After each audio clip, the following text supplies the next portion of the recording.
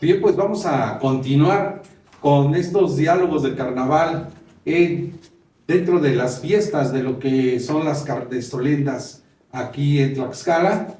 Y pues damos las gracias a Casa de las Artesanías aquí en la ciudad, en la capital del estado, por este espacio tan maravilloso que pues, nos ha dado la posibilidad de poder realizar esta serie de entrevistas, pero desde luego también pues un escenario muy importante para nosotros, para poder recibir a personalidades de la historia y la cultura en nuestro estado.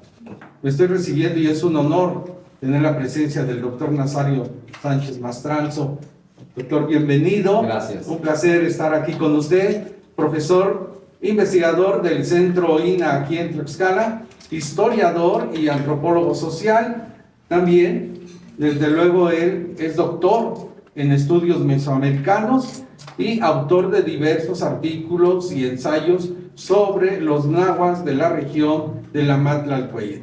Interesante continuar con este tipo de temática. Doctor, bienvenido.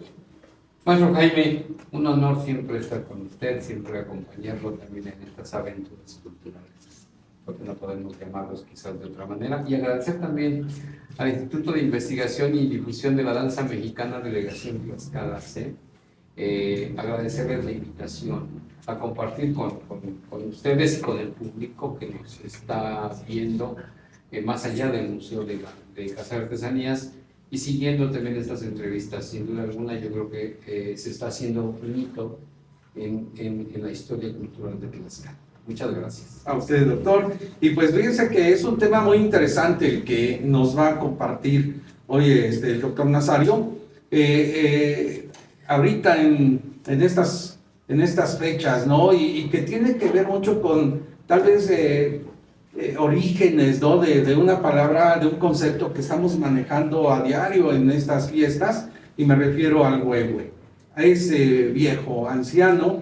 Y bueno, el tema que nos va a compartir el doctor Nazario se refiere a el concepto de huehue desde una mirada antropológica. Sí, hablemos o consideremos que esos estudios de aspectos físicos y de también manifestaciones sociales y culturales que se realizan en las comunidades. Vamos a ver, doctor, ¿qué nos puede usted pues ofrecer de esos conceptos, de esos conocimientos que tiene usted en cuanto a la temática?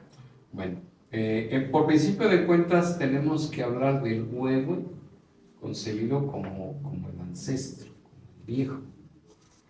Incluso sobre todo en la región sur del estado, donde más hemos avanzado en las investigaciones etnográficas, encontramos más claro esa apreciación, ¿no? Llamar huehue de forma genérica al danzante, sin duda alguna tiene que ver también con esta cuestión de la jocosidad, es decir, de la diversión, de la distensión social, pero al mismo tiempo de la ritualidad.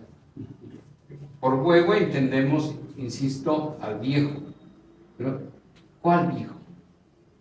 El antepasado, los ancestros que han precedido a la generación actual, aquellos que incluso cuidan la siembra, que cuidan también la vida cotidiana, que cuidan los animales de traspatio, que cuidan la casa, que cuidan el pueblo, que cuidan la comunidad.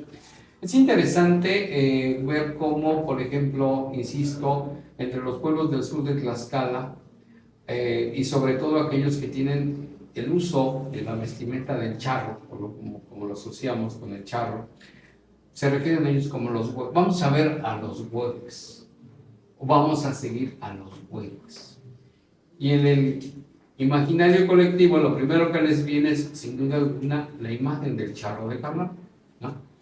Sin embargo, algunos autores refieren que el huehue viene del huehuecoyotl, es decir, esta especie de deidad antropomorfizada también, que tiene que ver con la cuestión de la agricultura, con la cuestión también de la lascividad, con esta cuestión sexual, por qué no decirlo, ¿sí? Pero que de alguna manera se encarga de cuidar, como decíamos, el predio, el sembradío, porque además Recordemos que el carnaval no es casualidad que sean estas fechas. Es un aspecto ritual que tiene que ver con la preparación última de la tierra, es decir, estamos preparando la tierra para que pueda recibir la semilla. Pero al mismo tiempo es la semilla la que va a brotar, sobre todo siguiendo este ciclo litúrgico en la resurrección. Estamos a 40 días prácticamente de la Semana Santa, ¿sí? Y en esos 40 días la semilla brota, germina. ¿Y quién lo cuida en el campo? Está a expensas de las aves, está a expensas también de algunos pequeños mamíferos que se comen el pequeño brote o que se comen incluso la semilla. Y entonces se entiende, y sobre todo en la región de la Malinche, que el coyote viejo, es aquel que sabe que mientras él cuida, mientras él se acerca, eso que podríamos llamar plagas, que en realidad son parte también de la flora y de la fauna más bien de la montaña, son la amenaza para la planta. Sin esa planta, el hombre, la comunidad no vive, no sobrevive. ¿Sí? Entonces, es en este momento en que también con la danza, con la música, se agradece a quien cuida el sustento que vendrá después.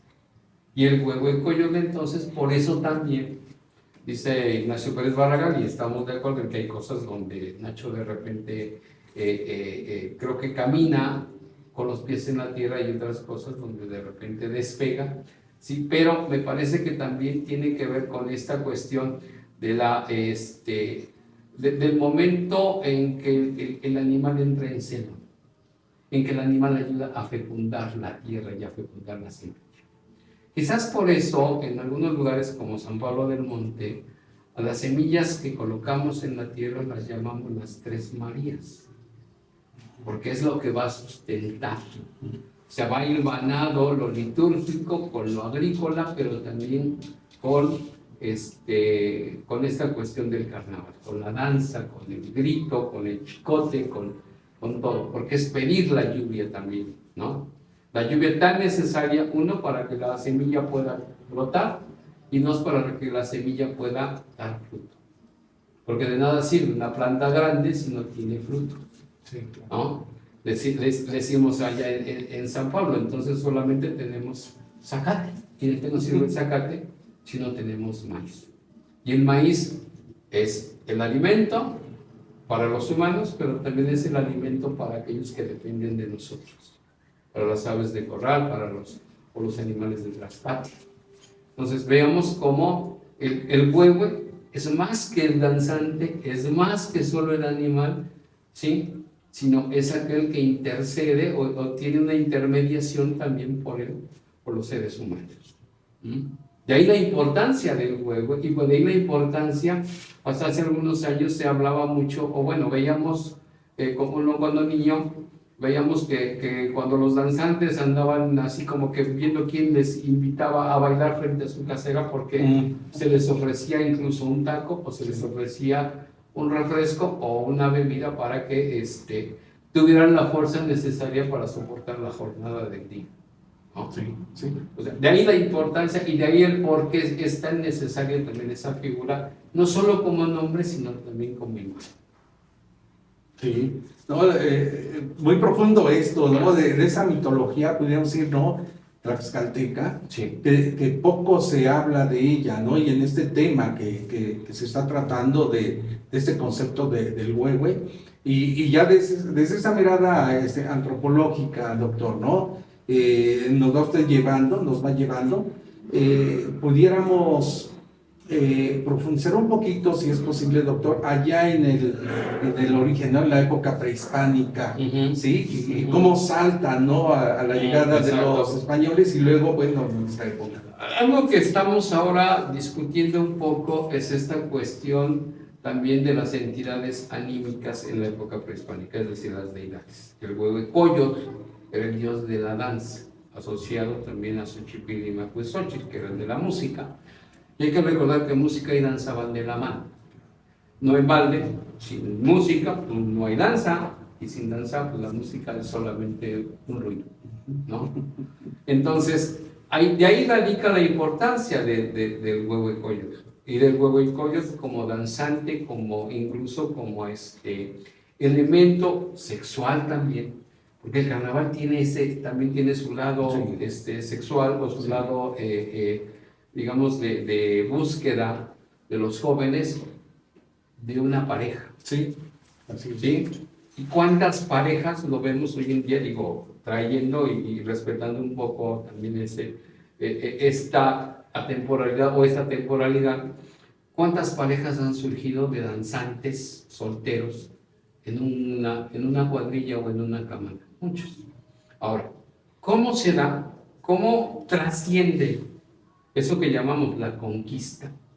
Porque en realidad, cuando hablamos de conquista, hablamos o hemos crecido oyendo que la conquista destruyó todo lo valioso del mundo prehispánico e impuso por la fuerza de la fe y por la fuerza de las armas esta cuestión española.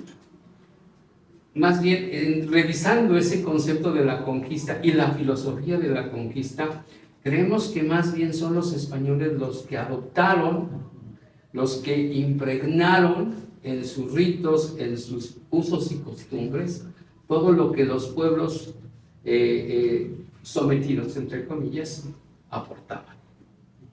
La fe, por ejemplo, las procesiones, esta espiritualidad novohispana, tiene mucho más de los ritos prehispánicos, es decir, de la vida religiosa prehispánica, que del cristianismo europeo.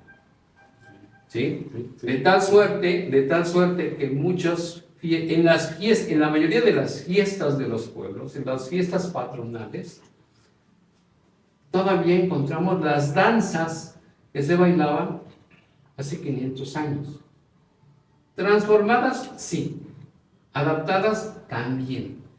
Pero en esencia están ahí, están presentes y es lo que mueve justamente los pies de los danzantes. ¿Por qué? Aun cuando no tiene nada que ver, los concheros siguen yendo a la Basílica de Guadalupe. ¿Por qué encontramos en San Juan Totolac la danza de moros y cristianos? Cuando el libreto, cuando el argumento es completamente ajeno a la comunidad. Pero es que los danzantes más bien no están recordando la conquista de Jerusalén. Digo, en su vida a lo mejor se imaginan cómo es Jerusalén y qué pasó en Jerusalén. Sin embargo, son dos grupos antagónicos: el día, la noche, la lluvia y el estiaje, los que se están enfrentando, los que están conviviendo con los diálogos, pero al mismo tiempo que se están tratando de poner de acuerdo con quién baila más, quién gana al pueblo, quién gana la tierra, quién se apodera de él. Lo curioso es que cada año, en cada ciclo, podríamos llamar que hay un empate. Porque esa es la vida cotidiana, esa es la vida en la tierra. ¿Sí? Es que las dos fuerzas aparentemente antagónicas equilibren, que tengan un equilibrio para que la vida se pueda desarrollar. De otra manera, entonces, el ser humano, la tierra, desaparece. Excelente, ahí, ¿no? Mucho que indagar, mucho que profundizar más, ¿no? Sí. Y en los conceptos también. Mire, para ir cerrando, si nos lo permite, doctor, yo aquí tengo unos que anoto, ¿no? Digo,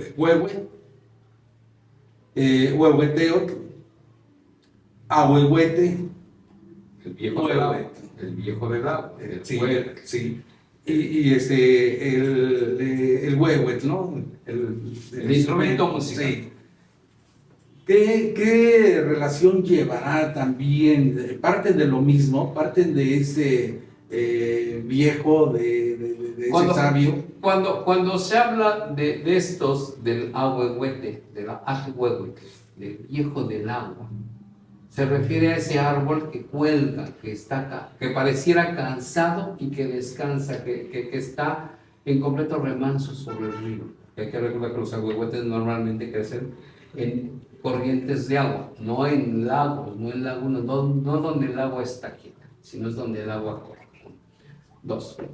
El huehueteo, el Dios vivo, el Dios que cuida el hogar, porque era el centro del hogar, era donde se colocaba justamente el fuego que calentaba el hogar. O sea, son entidades que cuidaban al grupo doméstico, y hoy lo vemos claramente, ¿no? Incluso en las piedras de Tlecuil donde se pone, y cada piedra de Tlecuil tenía su nombre. Ahorita se me escapa de memoria, pero cada una de esas 3 piedras en el Tlecuil conformaban justamente la entidad que daba el calor, que les daba incluso, que guardaba la vida. Entre los antiguos tlaxcaltecas, pues no había un panteón, es decir, un cementerio. ¿Dónde descansaban entonces o dónde se enterraban a los ancestros? En el patio de la casa, justamente. Era el centro mismo de la casa. Era el espacio común en la casa. Por eso nuestras casas campesinas tienen un patio grande para que podamos interactuar, para que podamos guardar la cosecha, para que podamos guardar los animales, pero al mismo tiempo para que podamos velar a los difuntos. En una casa campesina, el difunto no se vela en un cuarto, se vela en el patio. Se despide en el patio. Se recibe cuando nace, se recibe en el patio a la nuera, ¿sí? A los nuevos esposos. Los nuevos esposos se sauman en el patio. El centro de ese universo que es la casa es el patio. Y de otra manera no se percibe tampoco a los ancestros, a los pueblos, ¿sí? Decían los niños en mi pueblo cuando andábamos siguiendo los huehuenchis, no los vemos si no es en el patio también. Y solo a los muertos los recibimos cuando ya no están entre nosotros en el altar de la casa. Pero los abuelos comienzan a recibirlos desde el patio, desde la calle, desde el zaguán, desde la entrada a la casa, y luego pasan por el patio y se dirigen al altar, ¿no? Y es cuando les dicen, Tlazocamatic mío, ni cancate noche, aquí estamos todos. Maestro, de verdad que un gusto y poder divulgar, ¿no? Esta información que pocas veces se llega a un diálogo, ¿sí? Como lo es aquí de este carnaval, y que, bueno, esperamos que de verdad a quien nos ve, nos escuchan, pues nos nutra todo este conocimiento de nuestros pueblos originarios, y que gracias a especialistas como el doctor Nazario Sánchez Mastranzo, podemos ir pues rescatando, ir divulgando, y se va registrando como lo queda aquí. ¿Sí? Doctor, le damos las gracias a nombre de la Delegación Tlaxcala, del Instituto de Investigación y Difusión de la Danza Mexicana, y gracias también aquí al Museo de Casa de las Artesanías por el espacio que nos dio la oportunidad de utilizar para poder, en este contexto, en este ambiente, realizar este tipo de entrevistas. Doctor, muchas gracias. Maestro Jaime, siempre un gusto. Muy amable.